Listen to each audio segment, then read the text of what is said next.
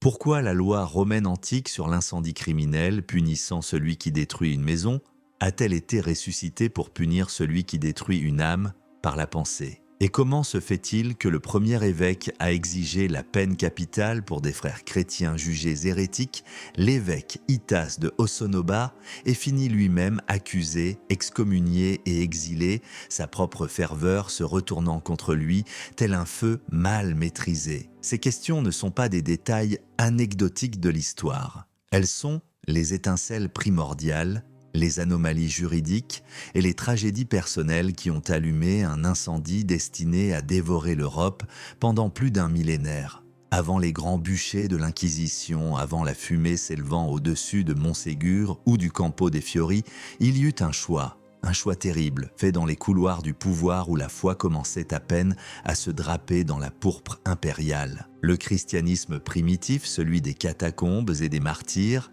était un champ de bataille d'idées. Gnostiques, ariens, donatistes, pélagiens, des centaines de doctrines s'affrontaient dans des débats théologiques passionnés mais rarement mortels. La divergence était une preuve de vitalité, non un crime capital.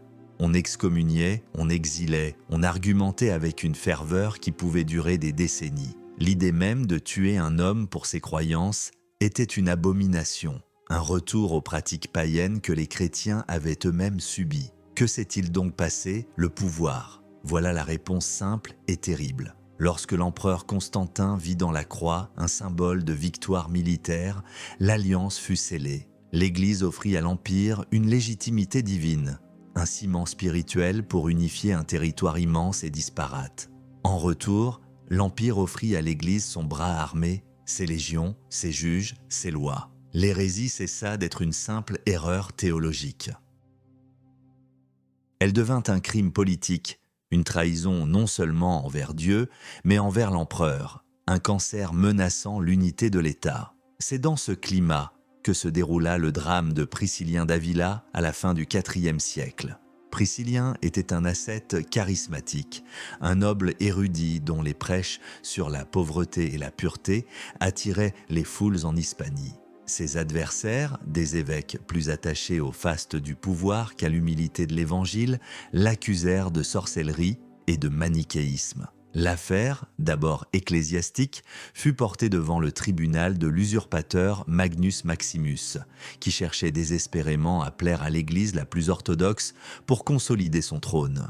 Malgré les protestations de figures majeures comme saint Martin de Tours, qui voyaient avec horreur des hommes d'église réclamer le sang de leurs frères, le verdict tomba. En l'an 385 à Trèves, Priscillien et 6 de ses disciples furent décapités. Pour la première fois dans l'histoire, des chrétiens mettaient à mort d'autres chrétiens au nom de l'orthodoxie. Le tabou était brisé, le précédent était créé, le mécanisme était enclenché. Le débat entre les pères de l'Église fit rage. Ambroise de Milan, puissant et respecté, condamna l'exécution avec force. Jean Chrysostome affirmait que mettre à mort un hérétique était introduire sur terre un crime inexpiable. Mais une autre voix, plus influente et plus sombre, allait bientôt dominer le concert, celle d'Augustin d'Hippone. Confronté au schisme donatiste en Afrique du Nord, un mouvement qui menaçait de déchirer son propre diocèse, Augustin évolua. D'abord partisan de la persuasion, il finit par théoriser l'usage de la contrainte. Citant une parabole de l'Évangile, contraint-les d'entrer, il justifia l'intervention du pouvoir séculier pour ramener les brebis égarées dans le troupeau. Il ne prônait pas la mort, certes, mais il ouvrait la porte.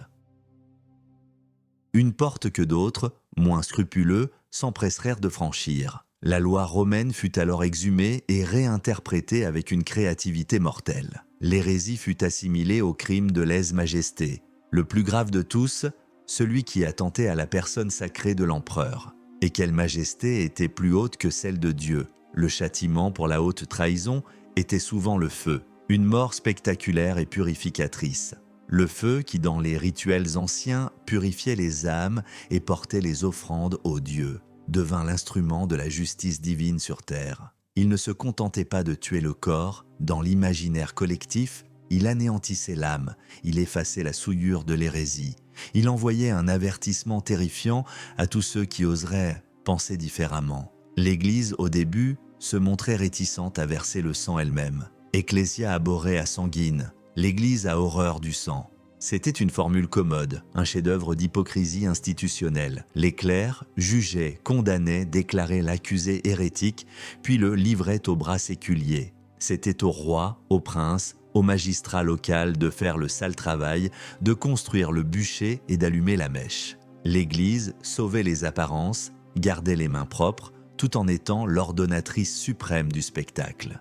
Qu'est-ce qui est le plus effrayant ? Mourir pour ses convictions ou y renoncer pour survivre? Cette question se posa à des millions d'âmes dans les siècles à venir. Le système était conçu pour ne laisser aucune issue. L'aveu sous la torture menait souvent au bûcher comme peine allégée. Le déni menait au bûcher pour obstination. Le silence était un aveu. La machine à broyer les volontés était en place. Elle n'attendait plus que des ennemis à sa mesure pour tourner à plein régime. L'étincelle de trêve, la justification théologique d'Augustin, l'arsenal juridique romain, tous les éléments étaient réunis, mais ils restèrent relativement dormants pendant des siècles. Il y eut bien des exécutions sporadiques, des flambées de violences locales, mais rien de systématique, rien d'organisé à grande échelle. Il manquait encore un ingrédient essentiel, un ennemi parfait, un groupe si radicalement différent, si prospère et si bien implanté qu'il représenterait une menace existentielle non seulement pour le dogme, mais pour la structure même du pouvoir de l'Église de Rome. Un ennemi dont l'éradication justifierait la mise en place d'une machine de terreur sans précédent. Cet ennemi apparut au cœur de la chrétienté, dans les terres ensoleillées et raffinées du Languedoc, une région qui chantait l'amour courtois pendant que le reste de l'Europe aiguisait ses haches. Ils se nommaient eux-mêmes les bons chrétiens. L'histoire, écrite par leurs vainqueurs, les retiendra sous le nom de cathares. Leur crime n'était pas de croire en un autre Dieu, mais de croire différemment au même Dieu. Pour eux, le monde matériel, avec sa violence, sa maladie et sa corruption, n'avait pu être créé par le Dieu d'amour du Nouveau Testament. Il était l'œuvre d'une puissance inférieure, mauvaise, un démiurge, le Rex Mundi, le roi de ce monde. L'Église de Rome, avec ses terres, ses richesses, ses papes guerriers et ses évêques opulents, était à leurs yeux la plus parfaite incarnation de cette corruption. Ils la nommaient la synagogue de Satan. Une provocation directe, une déclaration de guerre spirituelle qui ne pouvait rester sans réponse. Ce n'était pas seulement une querelle de théologiens, c'était un contre-modèle de société.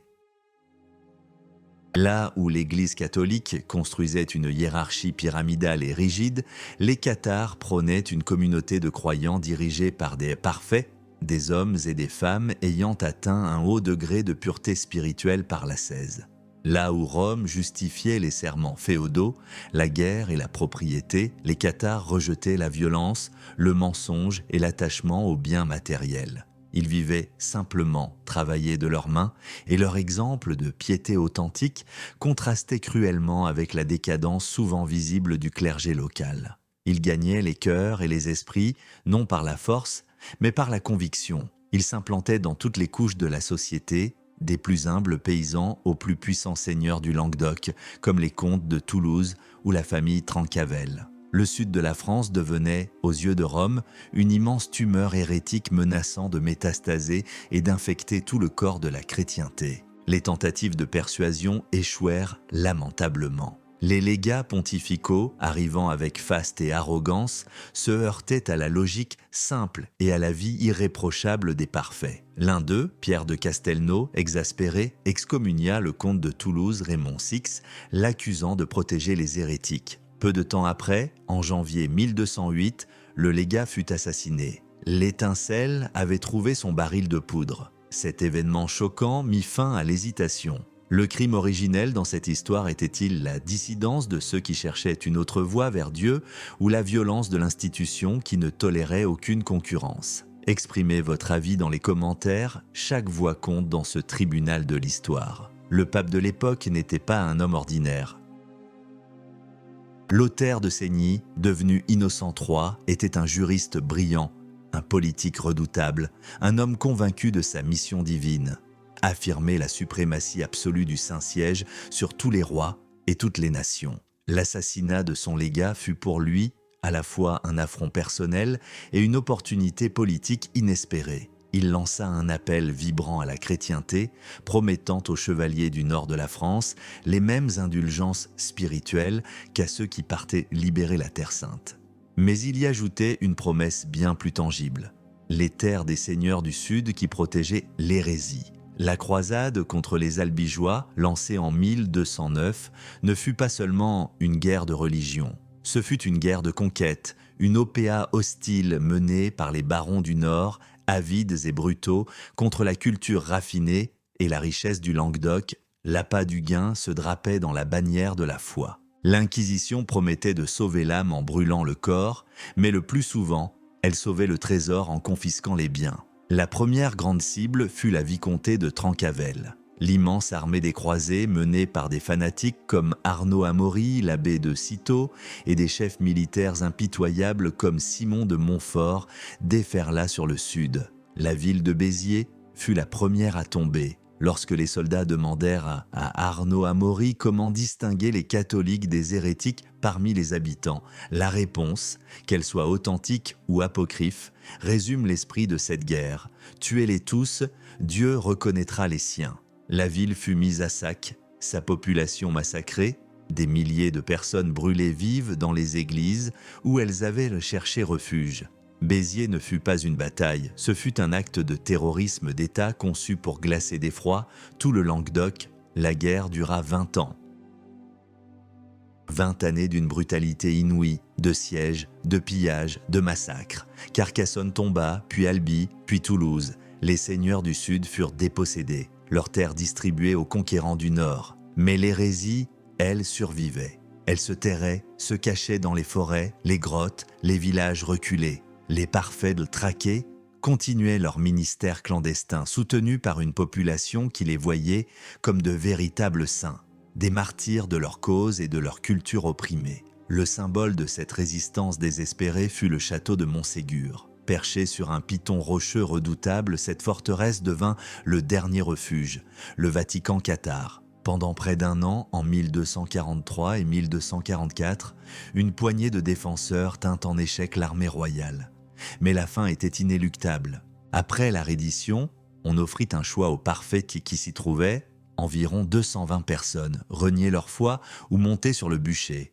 Aucun ne renia, ils descendirent de la montagne, certains se jetant volontairement dans les flammes, dans un acte ultime de libération de leur prison de chair. Le grand bûcher de Montségur est souvent vu comme la fin du catharisme. En réalité, ce fut la fin d'une guerre, mais le début d'une autre. Une guerre plus silencieuse, plus insidieuse, menée non plus par des armées, mais par des juges en robe de bure. Car comment distinguer un hérétique d'un bon catholique quand l'hérésie est devenue invisible, cachée au plus profond des consciences? La croisade avait été un instrument grossier, un marteau pour écraser une révolte. Il fallait désormais un scalpel pour exciser la tumeur jusqu'à sa dernière cellule. La guerre avait échoué à éradiquer la foi cathare. Le feu des batailles avait purifié la terre, mais pas les âmes.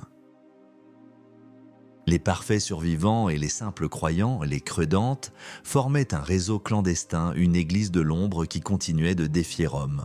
Pour les débusquer un par un, pour faire parler les voisins, pour briser les solidarités familiales, il fallait un nouvel outil, une institution permanente dotée de pouvoirs extraordinaires, capable d'opérer au-delà des juridictions locales et de répondre uniquement au pape. C'est ainsi que dans les années 1230, le pape Grégoire IX, un homme tout aussi inflexible qu'Innocent III, créa l'Inquisition médiévale ou Inquisition pontificale. Il ne l'inventa pas à partir de rien. Il systématisa et centralisa des pratiques qui existaient déjà. Mais en la confiant principalement à deux ordres mendiants récemment créés, les dominicains et les franciscains, il lui donna une efficacité redoutable. Ses frères, souvent issus des universités, étaient des théologiens brillants, des juristes méticuleux et des zélateurs incorruptibles. N'ayant pas d'attache locale, ils étaient insensibles aux pressions des seigneurs ou des communautés. Leur seule loyauté allait à Dieu et à son vicaire sur terre, le pape. Ils étaient les agents spéciaux parfaits pour cette nouvelle forme de guerre. La machine bureaucratique de la mort commençait à se mettre en place, pièce par pièce.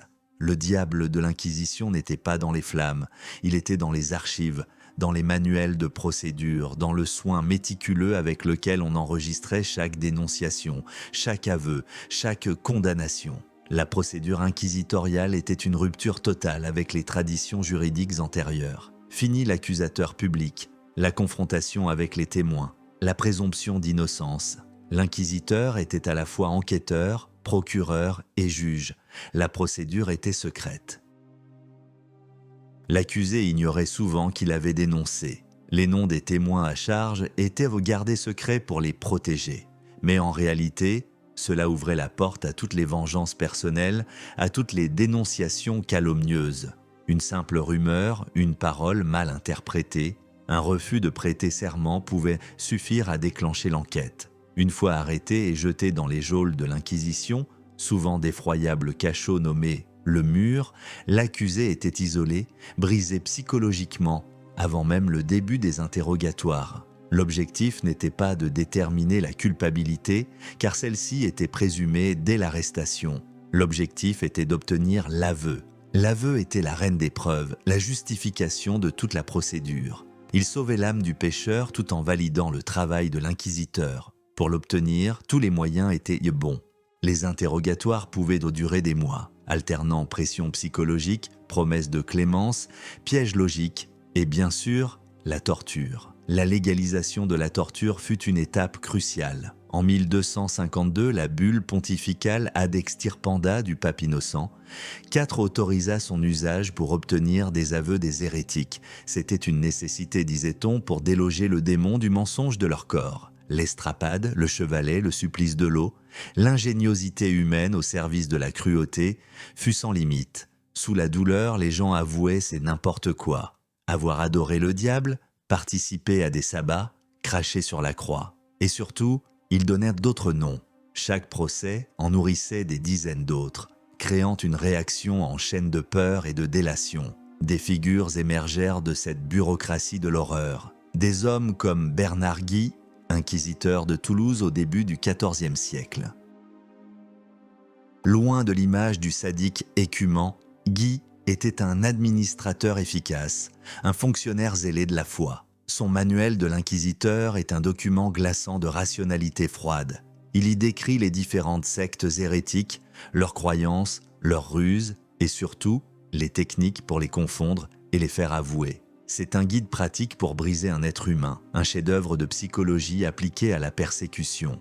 L'Inquisition devint une puissance autonome, une sorte de police secrète supranationale. Elle avait ses propres tribunaux, ses propres prisons, ses propres agents et un budget alimenté par une source inépuisable, les biens confisqués aux condamnés. Cette clause économique fut un moteur essentiel de sa pérennité. Un tiers des biens allait généralement au pouvoir séculier local, un tiers à l'Inquisition elle-même et un tiers au Saint-Siège.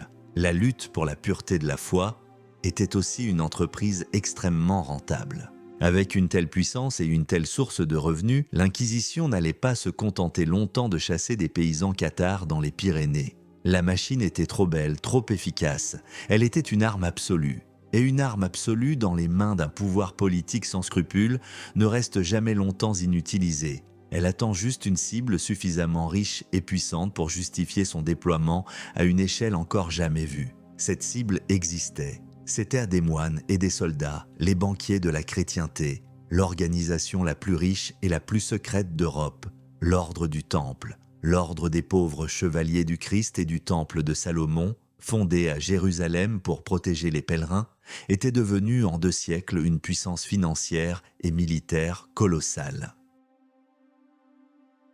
Les Templiers étaient les maîtres d'un réseau de commanderies s'étendant de Londres à Chypre, d'un système bancaire précurseur qui leur permettait de transférer des fonds dans toute l'Europe. Ils étaient les créanciers des rois et du pape. Leur richesse était immense, leur pouvoir considérable, leur indépendance farouche.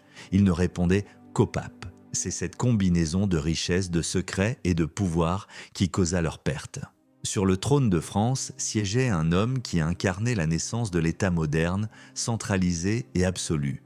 Philippe IV dit le Bel. C'était un roi froid, calculateur et pieux, mais dont la piété servait une ambition démesurée. Son royaume était perpétuellement au bord de la faillite, alourdi par les guerres contre l'Angleterre et la Flandre. Philippe avait déjà spolié les Juifs et les banquiers lombards, mais ce n'était pas assez. L'immense trésor des Templiers était une tentation irrésistible.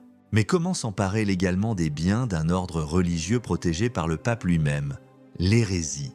C'était la seule accusation assez grave pour briser leur immunité.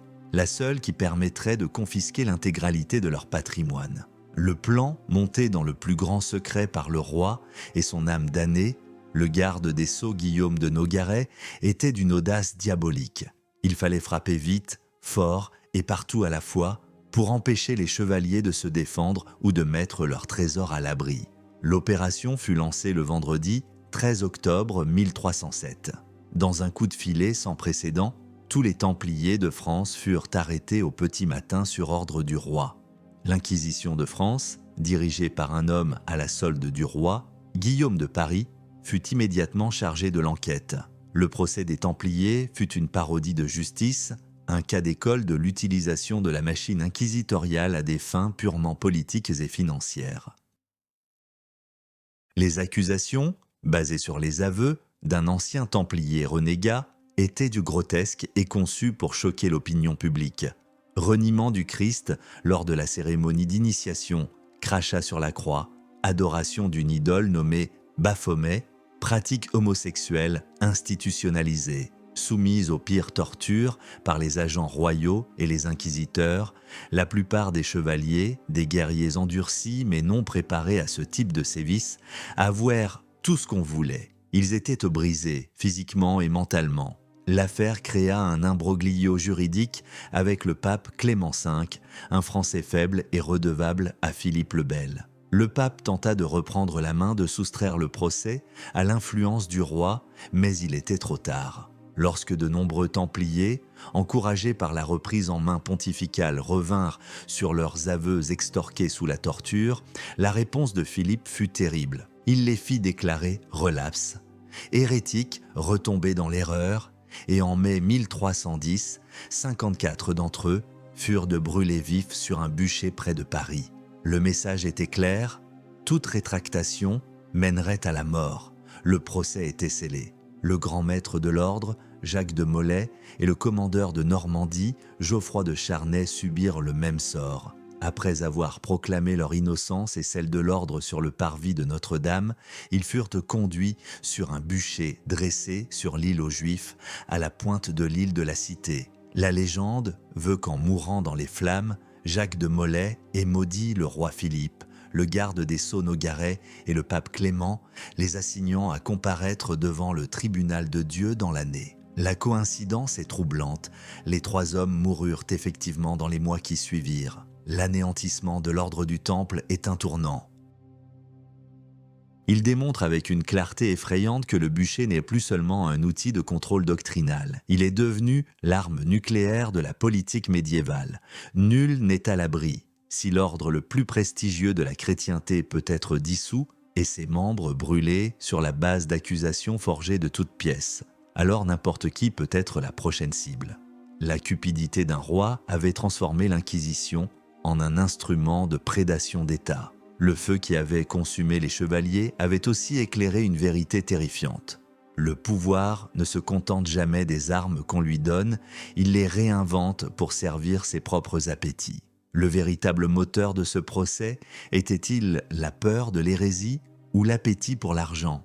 Partagez votre opinion et ensemble disséquons les véritables rouages du pouvoir. La machine avait prouvé son efficacité contre les dissidents intellectuels, les cathares, puis contre une puissante élite militaro-financière, les Templiers. Mais les grandes peurs qui traversèrent la société médiévale, la peste, la famine, les guerres incessantes, exigeaient des coupables plus proches, plus quotidiens. L'ennemi ne pouvait pas toujours être un théologien subtil ou un grand seigneur. Il fallait qu'il soit aussi le voisin, la voisine. L'Inquisition, en quête de nouvelles cibles pour justifier son existence, allait tourner son regard vers une moitié de l'humanité, longtemps suspectée de liens privilégiés avec les forces obscures, les femmes. La grande chasse aux sorcières pouvait commencer. Pendant des siècles, la sorcellerie était considérée comme une affaire mineure, relevant plus de la superstition paysanne que de la grande hérésie. L'Église primitive se montrait même sceptique, condamnant la croyance en la sorcellerie comme une illusion païenne. Le fameux Canon Episcopi, un texte du début du Xe siècle, affirmait que les prétendus vols nocturnes des femmes avec la déesse Diane n'étaient que des rêves et des fantasmes inspirés par le diable. Croire à la réalité de ces sabbats était, en soi, une forme d'hérésie. Comment est-on passé de ce scepticisme prudent à une paranoïa de masse qui a envoyé des dizaines de milliers de personnes, majoritairement des femmes, au bûcher? Le contexte a tout changé. Le bas Moyen-Âge est une période de crise profonde. La peste noire, à partir de 1347, anéantit près de la moitié de la population européenne. La guerre de 100 ans ravage les terres. Le grand schisme d'Occident divise l'Église, avec 2 puis 3 papes se disputant le trône de Saint-Pierre. Dans ce monde angoissant, où la mort est omniprésente et le salut incertain, la recherche de boucs émissaires devient une nécessité psychologique. Si Dieu semble avoir abandonné son peuple, c'est que le diable est à l'œuvre. Il n'est plus une simple figure allégorique du mal, il devient un acteur concret, présent, qui recrute des agents parmi les humains pour détruire la chrétienté de l'intérieur. Et ces agents les plus naturels, dans une société profondément misogyne, sont les femmes. Héritières d'Ève, la première pécheresse, elles sont vues comme plus faibles, plus crédules, plus charnelles et donc plus susceptibles de succomber aux tentations du malin.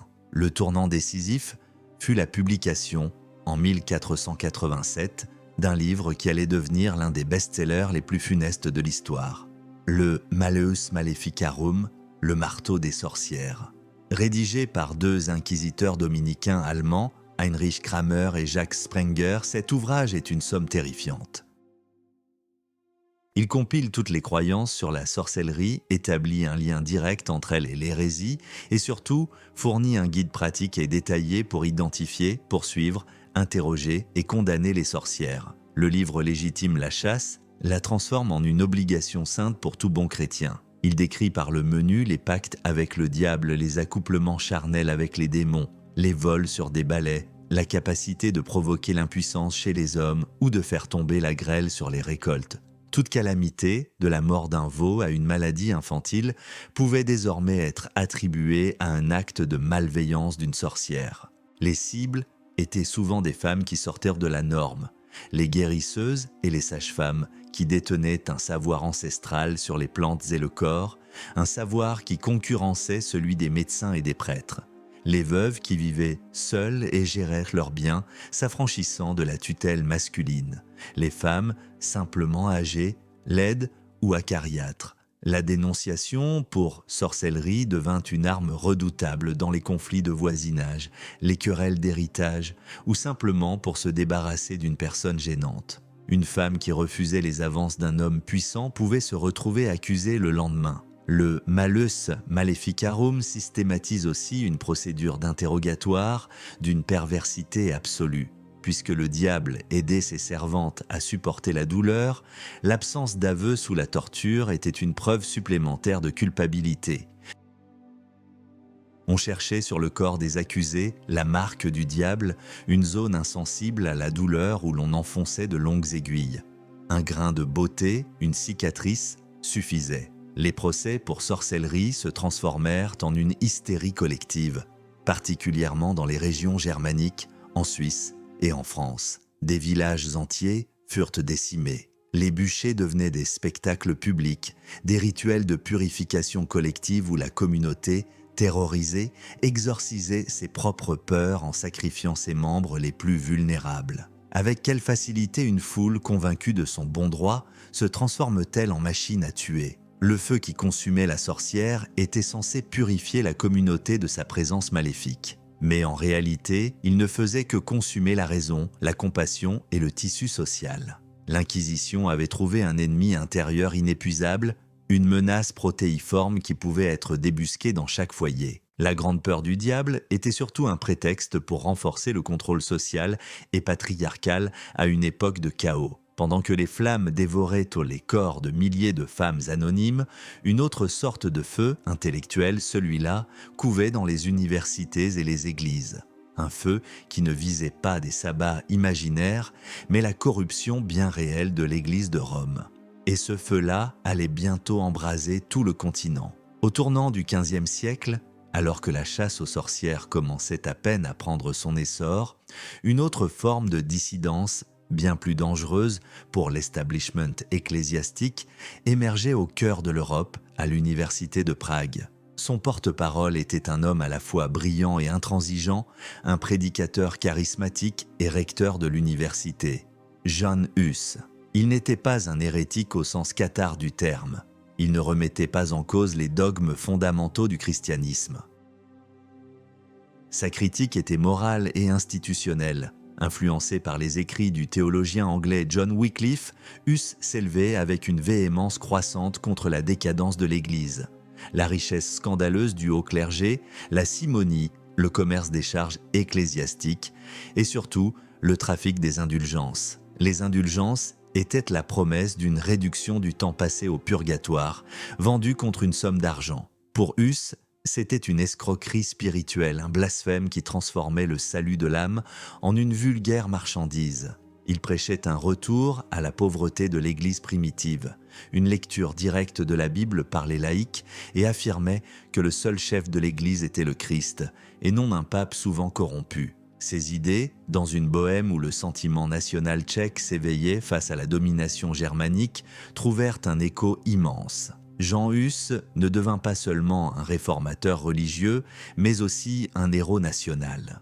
Ses sermons à la chapelle de Bethléem à Prague attiraient tant des milliers de personnes, des étudiants aux artisans, des nobles aux paysans. Rome et le haut clergé allemand voyaient en lui une menace mortelle. Excommunié, chassé de Prague, Hus continua de prêcher dans les campagnes, sa popularité ne faisant que grandir. La crise devait être résolue. L'empereur du Saint-Empire, Sigismond de Luxembourg, qui aspirait également au trône de Bohême, avait besoin de pacifier le royaume. Un grand concile fut convoqué à Constance en 1414 avec un triple objectif: mettre fin au grand schisme qui voyait trois papes s'affronter, réformer l'Église et régler le cas Hus. Sigismond promit à Jan Hus un sauf-conduit impérial, lui garantissant la liberté d'aller à Constance, d'y exposer ses idées et d'en revenir sain et sauf quel que soit le jugement. Hus, confiant dans le droit et la parole de l'empereur, accepta de s'y rendre, espérant pouvoir défendre ses thèses devant l'assemblée des plus grands théologiens d'Europe. C'était un piège. À peine arrivé à Constance, il fut arrêté et jeté dans un cachot infâme au mépris du sauf-conduit impérial. L'empereur Sigismond, faible et pressé par les pères conciliaires, céda. On lui expliqua qu'on ne saurait être lié par une promesse faite à un hérétique. Le procès de Jan Hus fut une nouvelle parodie de justice. On lui présenta des extraits tronqués de ses œuvres, on refusa de le laisser argumenter. On exigea de lui une seule chose, une rétractation complète et sans condition de toutes ses erreurs. Pour Hus, c'était impossible. Rétracter, c'eût été mentir, trahir sa conscience et le peuple qui avait cru en lui. Sa réponse au juge fut simple et puissante. « Je ne puis signer de ma main ce que mon cœur désavoue ». Sa résolution était inébranlable. Il préférait mourir que de trahir ce qu'il croyait être la vérité de l'Évangile. Le 6 juillet 1415, Jan Hus fut conduit au supplice. On le coiffa d'une mitre en papier sur laquelle étaient dopeints des démons et l'inscription « Hérésiarque ». Il fut attaché au poteau entouré de fagots et de ses propres livres. Alors que les flammes montaient, on l'entendit chanter des psaumes. L'exécution de Jan Hus fut l'une des plus grandes erreurs politiques de l'histoire de l'Église. Ses bourreaux pensaient éteindre un incendie, ils déclenchèrent une conflagration. En Bohême, la nouvelle de sa mort fut accueillie avec fureur. Le martyr du bûcher devint le symbole de l'oppression allemande et de la corruption romaine. Une révolte massive éclata, donnant naissance aux guerres hussites qui allaient ensanglanter le cœur de l'Europe pendant près de 20 ans. Les armées hussites, galvanisées par leur foi, et des chefs militaires de génie comme Jan Žižka, repoussèrent 5 croisades lancées contre elles par le pape et l'empereur. Le bûcher de Constance n'avait pas mis fin à la dissidence, il l'avait transformée en une révolution armée. Il avait enseigné au peuple d'Europe une leçon terrible. Face à un système qui refuse toute réforme, la seule réponse est parfois la violence. Jean Hus fut un précurseur. Un siècle avant Martin Luther, il avait posé les questions qui allaient faire exploser la chrétienté. Son bûcher illumine la nouvelle fonction du supplice par le feu au seuil des temps modernes. Non plus seulement punir une déviance folklorique ou spolier un ordre militaire, mais étouffer dans l'œuf toute tentative de réforme intellectuelle et de contestation de l'autorité centrale de Rome. Le feu qui consuma le corps de Hus à Constance était un avertissement, mais il était aussi une torche. Une torche qui allait se transmettre de main en main jusqu'à ce que toute l'Europe soit à feu et à sang. Le bûcher avait été utilisé pour purifier une région, le Languedoc, et pour nettoyer les finances d'un royaume. Il servait désormais à juguler les idées. Mais bientôt, dans une péninsule fraîchement unifiée, il allait servir un but encore plus terrifiant. Non plus purifier les âmes, mais le sang. À la fin du XVe siècle, la péninsule ibérique achevait un processus long de près de 8 siècles, la Reconquista. En 1492, la chute de Grenade, le dernier royaume musulman, marqua la victoire finale des rois catholiques, Isabelle de Castille et Ferdinand d'Aragon. Leur rêve était de forger une Espagne unie, puissante et exclusivement catholique. Mais cette unité de façade cachait une réalité complexe. Pendant des siècles, chrétiens, juifs et musulmans avaient cohabité dans une relation fluctuante, parfois violente, parfois d'une grande richesse culturelle. La victoire chrétienne posait une question cruciale. Que faire des importantes minorités juives et musulmanes? La réponse fut brutale. En mars 1492, l'édit de l'Alhambra donna aux Juifs d'Espagne un choix terrible. La conversion ou l'exil. Des dizaines de milliers partirent, mais un grand nombre choisit de rester en se convertissant au catholicisme. Ces nouveaux chrétiens, appelés conversos ou péjorativement maranes, devinrent immédiatement la cible de la suspicion. Étaient-ils sincères? Ne continuaient-ils pas à pratiquer leur ancienne foi en secret? La même suspicion pèserait plus tard sur les morisques, les musulmans convertis de force. C'est pour répondre à cette angoisse identitaire que fut créée en 1478 une institution distincte et bien plus redoutable que l'Inquisition médiévale, l'Inquisition espagnole. Placée non pas sous l'autorité directe du pape, mais sous le contrôle étroit de la couronne, elle devint un instrument essentiel de l'absolutisme royal et de la construction d'une identité nationale espagnole fondée sur l'exclusion. Son objectif principal n'était pas tant l'hérésie doctrinale que l'hérésie cachée, la fausse conversion, la souillure du sang. L'obsession de l'Inquisition espagnole fut la limpieza de sangre, la pureté du sang. Pour occuper une charge publique, entrer dans un ordre religieux ou militaire, il fallait prouver que l'on n'avait pas d'ancêtres juifs ou musulmans. La société espagnole se stratifia entre les vieux chrétiens et les autres. Une goutte de sang impur suffisait à faire de vous un citoyen de seconde zone, un suspect permanent. L'Inquisition devint la gardienne de cette pureté fantasmée, une police de la généalogie et de la conscience. N'importe quel signe extérieur pouvait être interprété comme une preuve de crypto-judaïsme.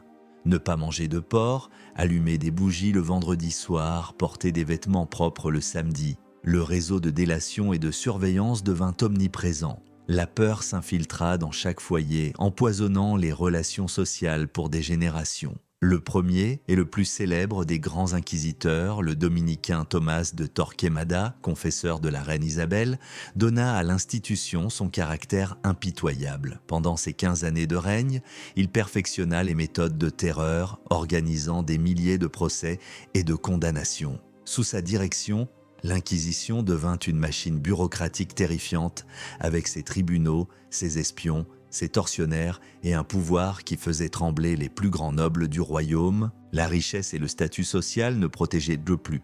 Au contraire, les familles de conversos riches et influentes étaient des cibles de choix, leurs biens confisqués venant remplir les coffres de la couronne et financer l'Inquisition elle-même. La perversion du système était totale.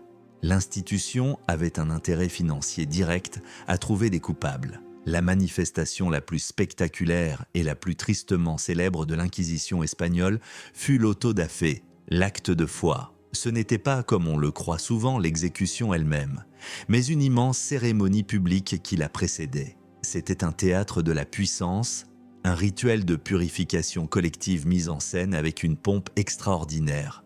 Une longue procession traversait la ville. Les dignitaires de l'Église, les nobles, les fonctionnaires de l'Inquisition et enfin les condamnés. Ces derniers portaient le San Benito, une chasuble jaune marquée de croix ou de démons selon la nature de leurs crimes.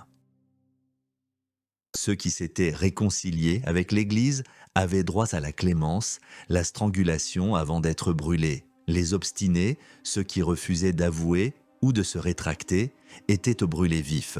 L'auto da fe était un spectacle macabre qui pouvait durer une journée entière, se terminant au crépuscule par la lueur des bûchers. Son but était d'édifier le peuple, de frapper les esprits, de réaffirmer la foi catholique et l'unité du royaume dans une grande communion de la peur. L'Inquisition espagnole représente l'apogée du bûcher comme instrument de contrôle social et de construction nationale. Le feu ne purifiait plus seulement une doctrine erronée, il purifiait la race, l'identité collective. Il brûlait le corps de l'autre pour affirmer la pureté de son propre sang. Face à un tel système, qu'est-ce qui inspire la plus grande terreur? Le jugement divin, qui sonde les âmes dans l'au-delà, ou le jugement des hommes, qui scrutent le sang et les origines ici-bas? Laissez votre réponse en commentaire, car ce débat sur l'identité et la pureté est loin d'être terminé. Alors que l'Espagne se refermait sur elle-même dans une quête obsessionnelle de pureté sanguine, le reste de l'Europe s'ouvrait à une révolution intellectuelle et artistique sans précédent, la Renaissance. L'imprimerie diffusait les savoirs, les grands explorateurs repoussaient les limites du monde connu et les humanistes redécouvraient les textes de l'Antiquité, plaçant l'homme au centre de l'univers. Mais ce nouvel univers de la pensée entrait inévitablement en collision avec l'ancien. L'Inquisition, particulièrement à Rome, voyait d'un œil méfiant ces nouvelles idées qui semblaient de remettre en cause les dogmes établis. L'affrontement le plus spectaculaire et le plus symbolique de cette période ne concerna pas un réformateur religieux, mais un philosophe, un poète, un visionnaire qui osa penser l'univers différemment. Giordano Bruno. Ancien moine dominicain, esprit brillant et rebelle, Bruno quitta le couvent pour parcourir l'Europe, de Genève à Paris, de Londres à Prague, débattant dans les universités, écrivant des ouvrages audacieux et se faisant partout des ennemis puissants. Sa pensée était un mélange explosif de philosophie, de magie hermétique et de science naissante. Il ne se contenta pas d'adopter la théorie héliocentrique de Copernic qui plaçait le Soleil et non la Terre au centre du système. Il alla bien plus loin dans un saut conceptuel vertigineux pour son époque. Bruno postula que l'univers était infini, qu'il ne pouvait avoir de centre. Notre Soleil, affirmait-il, n'était qu'une étoile parmi d'autres. Et ces innombrables étoiles étaient elles-mêmes des soleils, potentiellement entourés de leur propre planète, habités par d'autres êtres pensants. Dans cet univers infini, peuplé d'une infinité de mondes, l'idée d'un Dieu s'intéressant exclusivement à la petite planète Terre et à l'humanité perdait de sa pertinence. La position centrale de l'homme, le drame du péché originel et de la rédemption, toute la cosmologie chrétienne s'effondrait. C'était une hérésie bien plus radicale que celle des cathares ou de Jean Hus. C'était une hérésie cosmique. Après 16 ans d'errance à travers l'Europe, fuyant ses persécuteurs, Giordano Bruno commit l'erreur fatale. En 1591, il accepta l'invitation d'un jeune noble vénitien, Giovanni Mocenigo, qui souhaitait apprendre de lui l'art de la mémoire. À Venise, Mocenigo, déçu de ne pas obtenir les secrets magiques qu'il espérait, et sans doute effrayé par les idées de son maître, le dénonça à l'Inquisition vénitienne. Le piège s'était refermé. Après un premier procès à Venise, il fut réclamé par l'Inquisition romaine qui considérait l'affaire comme étant de la plus haute importance.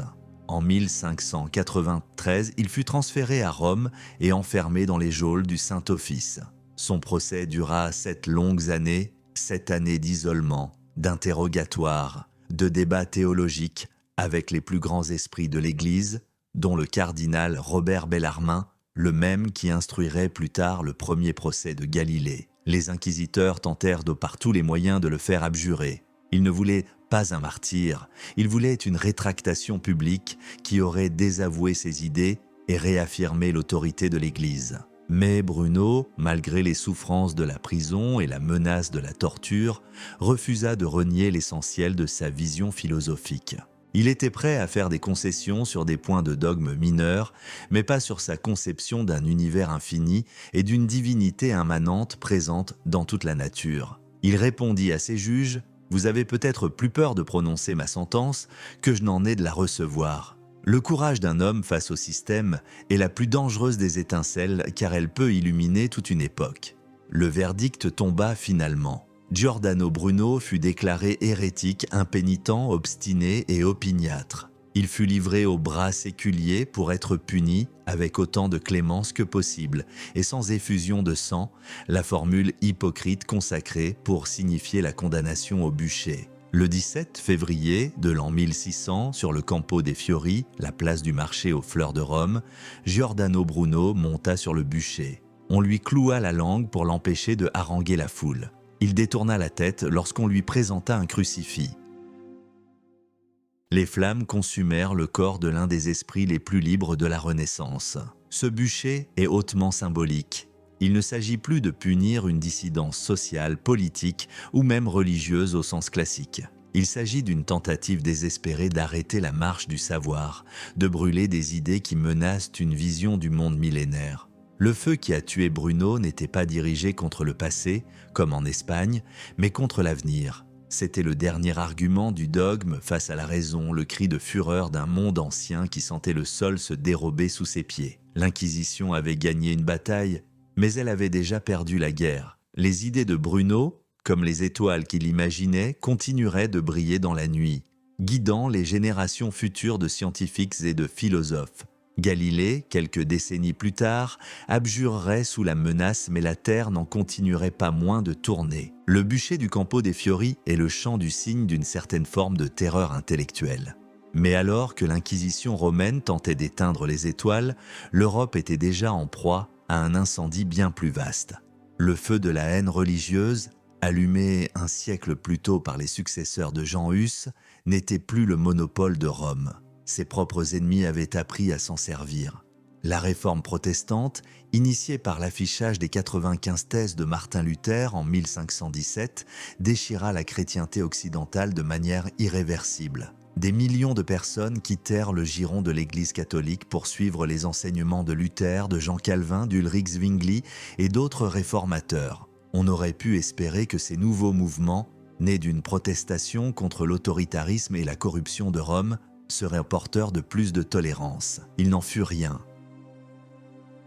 L'ironie tragique de l'histoire est que les persécutés d'hier devinrent très vite les persécuteurs de demain. Une fois au pouvoir, la plupart des églises protestantes se montrèrent tout aussi intolérantes envers la dissidence que ne l'avait été l'Église catholique. Le bûcher, cet instrument de terreur si intimement lié à l'Inquisition papale, changea simplement de main. Chaque camp était absolument convaincu de détenir la vérité unique et considérait l'autre comme un agent de Satan méritant l'extermination. Le feu devint une arme universelle dans la grande guerre civile idéologique qui allait dévaster l'Europe pendant plus d'un siècle et demi. La Genève de Jean Calvin, souvent présentée comme une Rome protestante, en est un exemple frappant. Calvin y instaura une théocratie rigide où le consistoire, un tribunal ecclésiastique, surveillait la vie privée des citoyens avec une minutie inquisitoriale. L'hérésie était punie de mort. Le cas le plus célèbre est celui de Michel Servet,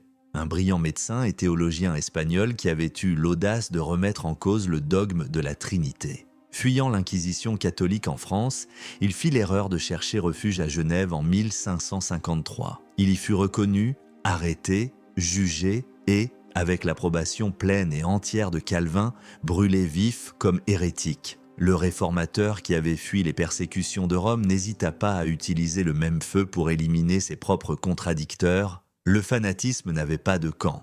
Les anabaptistes, un courant radical de la réforme prônant le baptême des adultes et la séparation de l'Église et de l'État, furent persécutés avec une égale sauvagerie par les catholiques et les protestants luthériens. Considérés comme des séditieux politiques et des hérétiques, ils furent chassés, torturés, noyés ou brûlés par milliers dans tout le Saint-Empire romain germanique et en Suisse.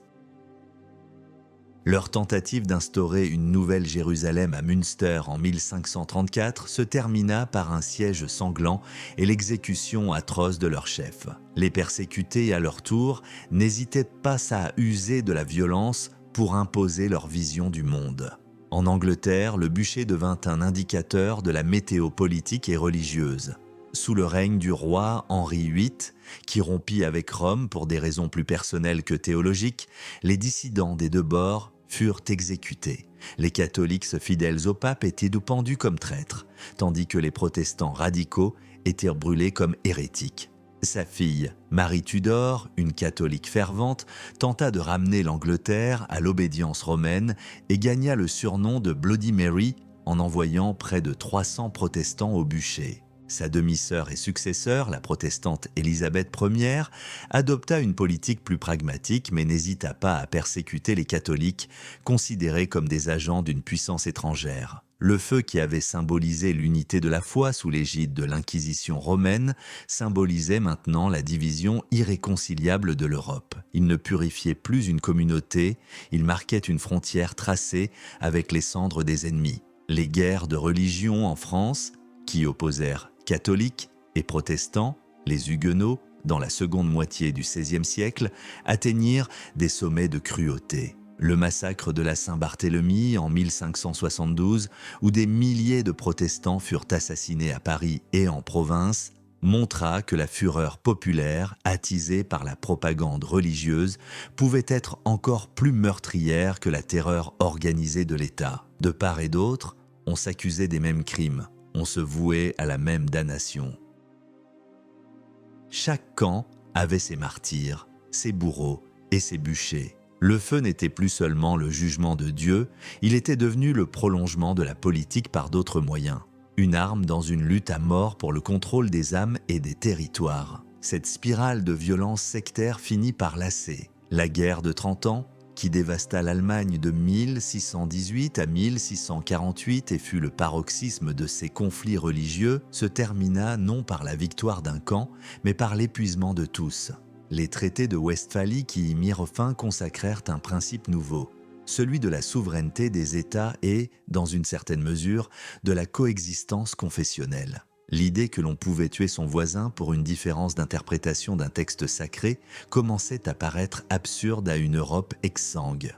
Le feu des bûchers avait trop longtemps éclairé un continent en proie à la folie. Un nouveau siècle s'annonçait qui prétendrait remplacer la lueur vacillante de la foi par la lumière éclatante de la raison. Les dernières braises allaient bientôt s'éteindre. Le XVIIIe siècle, l'âge des Lumières, porta un coup fatal à la légitimité intellectuelle du bûcher. Des philosophes, comme Voltaire avec son traité sur la tolérance, écrit suite à l'affaire Calas, ou Cesare Beccaria avec son traité des délits et des peines, qui condamnait la torture et la peine de mort, sapèrent les fondements mêmes de la justice inquisitoriale. Leurs idées se répandirent dans toute l'Europe, touchant les élites éclairées et même certains monarques. La tolérance religieuse cessa d'être vue comme une faiblesse ou un péché pour devenir une marque de civilisation et une condition de la prospérité économique. L'Inquisition, autrefois redoutée, commençait à apparaître comme une relique barbare et obsolète, un obstacle au progrès et à la modernisation des États. Les souverains, de plus en plus soucieux d'affirmer leur pouvoir absolu, voyaient d'un mauvais œil cette juridiction ecclésiastique qui échappait à leur contrôle. Ils commencèrent à limiter ses pouvoirs, à rogner ses privilèges, à la soumettre à l'autorité royale. L'Inquisition espagnole survécut plus longtemps que les autres, mais son pouvoir déclinait inexorablement. Les derniers grands autodafés spectaculaires se firent rares. La dernière personne exécutée par l'Inquisition en Espagne fut un maître d'école, Cayetano Ripoll, accusé de déisme et pendu, et non brûlé, en 1826. L'institution fut définitivement abolie en 1834. En Italie, les conquêtes napoléoniennes au début du XIXe siècle portèrent le coup de grâce à l'Inquisition romaine dans les territoires qu'elles occupaient. Le Saint-Office fut finalement réorganisé et devint en 1965 la Congrégation pour la doctrine de la foi, un organisme dont le rôle est aujourd'hui purement doctrinal. L'ère des bûchers était officiellement terminée. Mais si les flammes se sont éteintes, les mécanismes psychologiques, sociaux et politiques qui les ont allumées ont-ils pour autant disparu ? L'héritage de l'Inquisition est bien plus profond et durable que la simple pratique du supplice par le feu. C'est l'héritage d'une technologie du pouvoir. L'Inquisition a perfectionné des outils de contrôle social qui se sont révélés terriblement modernes.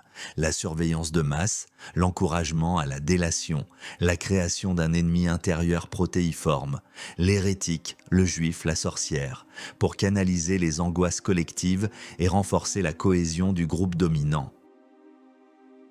Elle a inventé la bureaucratie de la terreur, avec ses archives méticuleuses, ses procédures standardisées, sa rationalité froide appliquée à la destruction de l'individu. Elle a maîtrisé l'art du procès-spectacle, de la confession publique forcée, de l'humiliation rituelle comme instrument de propagande et d'intimidation. Le XXe siècle a montré avec une horreur décuplée que ces mécanismes n'avaient rien perdu de leur efficacité. Les grandes purges staliniennes, avec leurs procès truqués et leurs aveux absurdes, arrachés sous la torture, ressemblent à s'y méprendre à des procès inquisitoriaux. Les polices secrètes des régimes totalitaires, la Gestapo, le NKVD ou la Stasi ont fonctionné comme des inquisitions séculières, traquant non plus l'hérésie religieuse mais la déviance idéologique. La recherche de la pureté de la race par le régime nazi est un écho monstrueux de la limpieza de sangre espagnole. Le feu du bûcher a été remplacé par le gaz des chambres à gaz ou la balle dans la nuque, mais la logique sous-jacente reste effroyablement similaire. Définir un groupe comme étant impur, subversif, inhumain et légitimer son éradication au nom d'un bien supérieur. Les fantômes des bûchers du Moyen-Âge nous hantent encore. Ils ressurgissent à chaque fois qu'une société, en proie à la peur, cherche des boucs émissaires. Ils se manifestent dans les discours de haine qui désignent l'immigré, le dissident politique ou la minorité sexuelle comme la cause de tous les maux. Ils se cachent derrière les théories du complot qui voient des ennemis secrets manipuler le monde en coulisses. Ils sont présents dans la cancel culture qui cherche à effacer les hérétiques de moderne de la place publique numérique. La technologie a changé, les bûchers sont devenus virtuels, mais la tentation de purifier la communauté en éliminant ceux qui pensent ou vivent différemment demeure une pulsion puissante dans la psyché humaine. L'histoire des bûchers est donc bien plus qu'une chronique de la cruauté passée. C'est un miroir tendu à notre propre époque. Elle nous rappelle que la barbarie n'est pas toujours le fait de monstres, mais souvent d'hommes ordinaires convaincus d'agir pour le bien, armés d'une idéologie qui leur donne le droit de juger, de condamner et d'éliminer. Elle nous enseigne que les systèmes de terreur les plus efficaces ne sont pas ceux qui reposent sur la seule violence brute, mais sur une bureaucratie méticuleuse et une justification morale implacable. Les Lumières ont éteint les bûchers, mais elles n'ont pas éteint la peur, la haine et la soif de pouvoir qui les alimentaient. Le feu couve toujours sous la cendre. Et la question finale, celle qui traverse les siècles, reste la même. À l'ère de l'information et de la surveillance numérique, quel est l'instrument de contrôle le plus redoutable ? Le fanatisme d'une foule qui réclame la mort sur la place publique ou l'algorithme silencieux qui juge, classe et exclut dans l'indifférence glaciale de ses calculs ? Votre réponse dans les commentaires est le premier pas pour s'assurer que les braises ne se rallument jamais.